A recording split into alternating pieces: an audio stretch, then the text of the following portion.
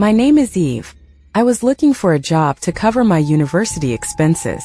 One day, I came across an ad in the newspaper where a couple was looking for someone to babysit their baby for one night. The pay for this one-night babysitting job was quite good, so I immediately called the number. The woman's voice was soft and very warm. She said we could meet, and we set up a time for the next day after my classes. I was a bit nervous. The next day after my classes, I went straight to the given address without stopping at home. The house was a luxurious villa. It had a huge garden, and it took me several minutes to walk to the house from the entrance. A well-dressed, middle-aged couple greeted me at the door. When the woman said, "Welcome," I immediately recognized her voice from the phone call. They invited me inside. There was no specific mention in the ad about when I would be babysitting the baby, but I thought I had some time. The woman, however, said, "If we've agreed on the terms, we'd like you to watch the baby tonight." The man nodded in agreement. I thought I had some more time, but I said, "Okay, I can do it." Both of them seemed pleased. They led me to the baby's room. The woman said, "We've left everything you need here. There's a toilet and a bathroom in this room. If you get hungry, there's food and you can make tea with the stove. You can use this space however you like. Our baby rarely cries and won't trouble you, so you can even study if you want. The only thing we ask is that no matter what, you stay in this room. Stay here no matter what. This is very important," she insisted. I thought to myself that they probably didn't trust me, but I reassured them, "Don't worry, I won't leave the room." They both smiled sweetly. Before leaving the room, the woman turned around and repeated, "No matter what."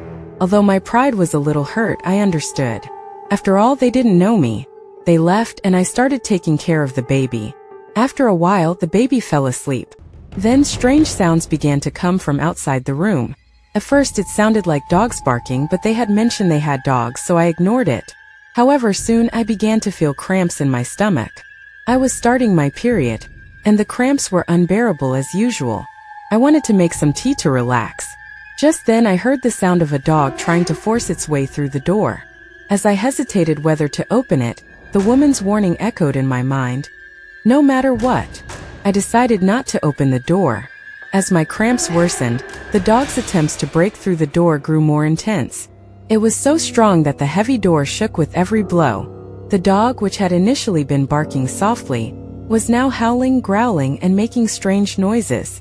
It was scratching the door with its claws. I was terrified and on the brink of losing my mind. I had no idea what to do. The dog had gone completely mad. I was losing my mind with fear. I tried calling the woman, but she didn't answer. Around midnight, the door was about to break. I could hear creaking sounds. I was sure that whatever it wasn't just a dog, and it was about to break in and tear us apart. I was panicking, crying uncontrollably. Just as I thought the door would break, a woman's voice shouted, "Calm down, son." The noise from the door suddenly stopped. The woman and man had returned. They calmed the creature down, and I immediately rushed outside. I just wanted to get away from that house. And then I saw it. Oh my God. It was almost human-sized, with a body that resembled a person, but its face was that of a dog. When it saw me, it tried to leap at me, but the woman grabbed its leash.